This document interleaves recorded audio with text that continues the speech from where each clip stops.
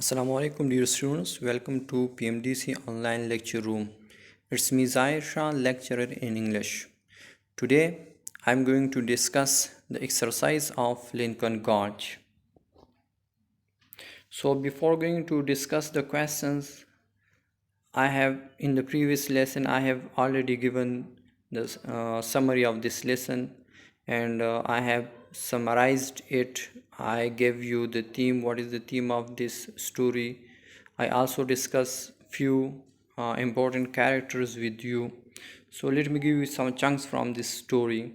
Actually, there is a author and his name is Tu Peng Cheng, and he was the chief of department material department, and he had to reach the material department by 10 o'clock. He was very tired and he wanted to rest for a few hours, so he entered in a cave where he saw a child. His name was Ching Yu. They had some conversation, and when he asked a couple of questions from Ching Yu, at the end, Yu told him that when the narrator asked him to take some rest, so the Yu denied, and he said that I have assigned duty and I'm not going to bed. So the material department left that cave, and he was going to his way. A theme was that a man should never leave his post. His post means his duty. Now let's come towards the questions. The very first question is, what is the narrator's job and the purpose of his journey? What physical conditions persuade him to rest for a few hours? Now students, the very first question contains three other questions as well. What is the narrator's job? The first question. Second is the purpose of his journey. What is the purpose of his journey? Third one, what physical condition persuade him to rest for a few hours? Now read out the question at least twice, so you will get the question that what does the author wants. Okay, the answer is to reach the material department by 10 o'clock. What is the narrator's job? Actually, the narrator is the chief of material department. That is the answer number first. Narrator is the chief of material department. The purpose of his journey was to supervise the ongoing construction work for the future railway. That was his purpose. Why he was going over there? To supervise the ongoing construction work. And he had to reach the material department by 10 o'clock. Now it comes in MCQs as well. You have to keep in mind he wanted to reach material department by 10 o'clock in the morning. There was a heavy snowfall. Now why he wanted to rest? Because there was a heavy snowfall and he was hungry. That was the reason he was hungry and cold as well. There was difficult, like it was very difficult for him to climb up the cliffs, and he was stumbling. There was dark as well. So these were the conditions which persuaded him to rest for a few hours. Now this was the answer of question number first.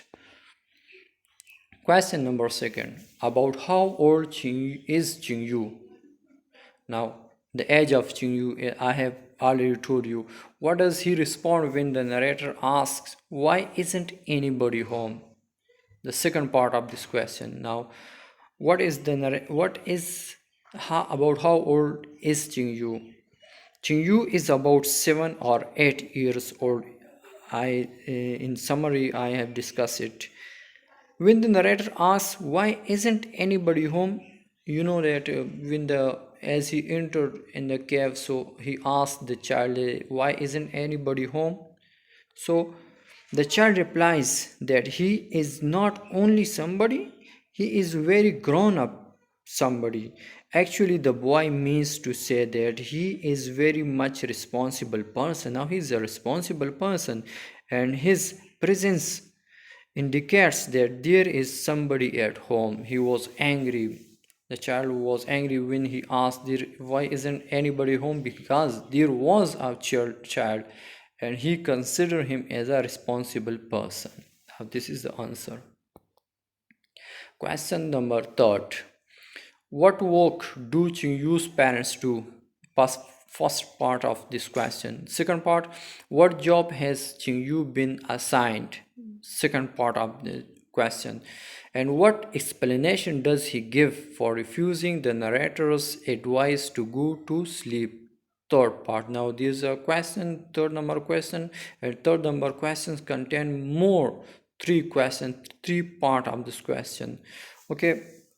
So Chingyu's father opens up mountains. I have already, he was on mountains.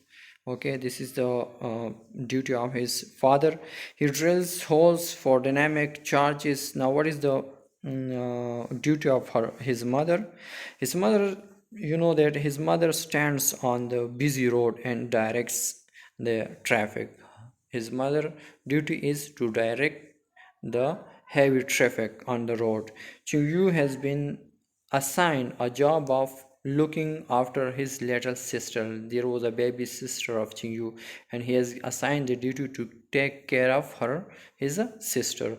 When the narrator advises him to go to sleep, the last portion, when the narrator advises him to go to sleep, he refuses. Why he refuses?